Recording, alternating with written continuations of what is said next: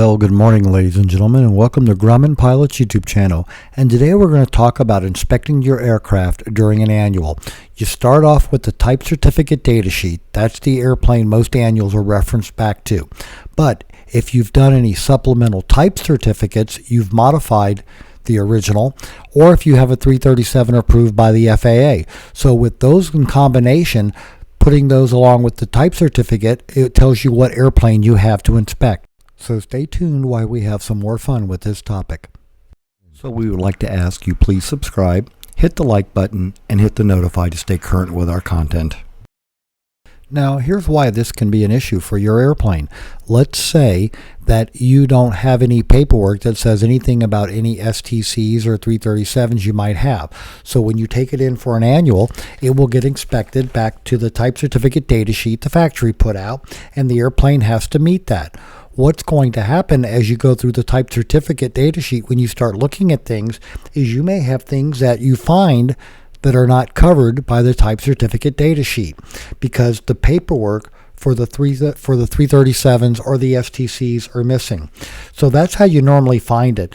And by missing the paperwork, and this is why the FAA is so big about this, that when that paperwork is missing, there are parts that are to be inspected or have continued airworthiness done to them that are going to be missed. And that's why the paperwork is so important. So we're looking at the type certificate data sheet here for our Grummans.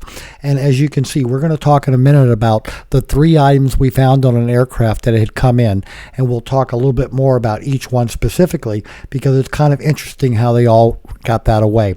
But again, the basic premise here is you start off with the type certificate data sheet. Any modifications you've made to that, like with engine or propeller or anything else that you can get an STC for, and then that tells you what airplane you go inspect, so you're inspecting the right one. It would not work out well for you to inspect a Tiger with a Macaulay prop when you were looking for a Sensenich prop. There you go. So we'll be back in just a minute, so stay tuned, folks. Now, the type certificate data sheet is not an exciting read, so don't think it's something if you're having trouble sleeping that you need to go read. But it is valuable information that you, as the pilot of that aircraft, should be familiar with. Now, if you go to inspect the airplane as we did back against the basic type certificate data sheet, this is how we found 3 items that were not covered. And as we were researching them, the mystery got a little bigger, and we'll talk about each one now. So the 3 items that we flagged were: it had a red rudder cap, it had a power flow exhaust system, and it had a non-standard tack. Now, this isn't going to hurt us for annual because we know how to do the power flow ICAS.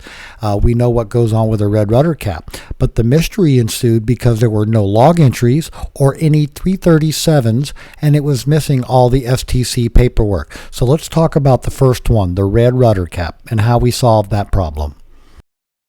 So on the red rudder cap, we emailed the owner and let him know that he didn't have any paperwork for a red rudder cap. And he said that when he had bought the airplane, he had been assured that it all had been taken care of many, many years ago, and there should be paperwork. But there was none. So we called Fletch Air, and Fletch Air had no record of selling any paperwork to that airplane. And we had to go to the FAA to get all the owners because Fletch Air stores their STC sales by owner name, not in number and serial number. But anyway, they didn't have any record of it, so we bought a copy of the STC from Fletch Air, and then we let the owner know that, we had just incurred a cost for him and he was going to be paying for it. That's when he said he knew he had some papers that he had never scanned in and sent to us. He went looking, and sure enough, he found the original cover sheets and all for the STC for the red rudder cap. So we were able to call Fletch Air, cancel the order for the red rudder cap and get a refund, and at the same time get the missing pages from other records and get them all in that. That brings the red rudder cap up to speed. So he really did have the paperwork. He had just never gone and gotten it out of that box of stuff he'd had for years and years. The funny thing was the cap had been on the airplane almost 30 years, had been seen by 2 major Grumman shops, and when we found the problem, we didn't call them up to complain. We just let them know that it had slipped by, and they weren't worried because our annual on the airplane with on my signature took them off the hook for anything that might have happened back in the past. Then we had the power flow exhaust. There was no paperwork, and again, no log entry on the power flow. So we picked up the phone. We called Jim Schaefer at Power Flow down in Florida, and sure enough, they had the N number of the airplane, and they sent us a copy of all the paperwork, the cover sheet, the permission letter, everything we needed to bring the logs up to snuff on this aircraft. So number 2 was a big win. Thanks, Jim. And finally, there was a non-standard TAC, and this particular TAC had a sending unit and a receiving unit, and it was sure enough, there was STC paperwork for it. They had a record of it. We got a copy of it, and then became the challenge of how do we amend the records to show that these have been complied with. So we got some guidance from the FAA, our DER, and from John Shardema and from David Fletcher. And the basic premise was that you wanted to say exactly how you found it.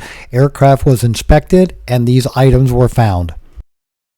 So we basically start the log entry off with what happened. Aircraft had been inspected and we found a power flow system, and then everything else fell according from that. We got the STC paperwork, we made this entry.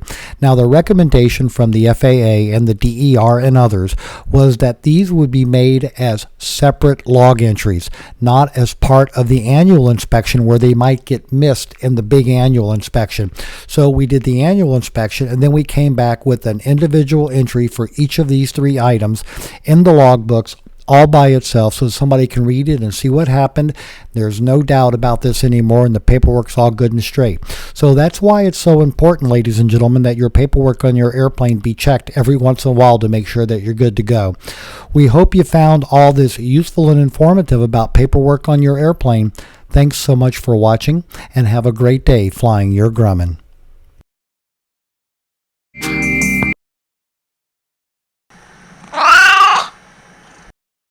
And we thought we'd share our little MGM lion with you.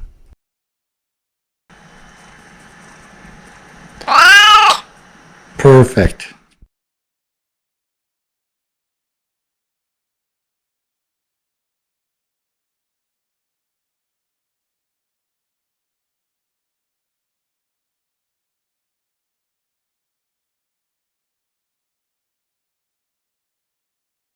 So we hope you enjoyed all of this. Thanks for watching.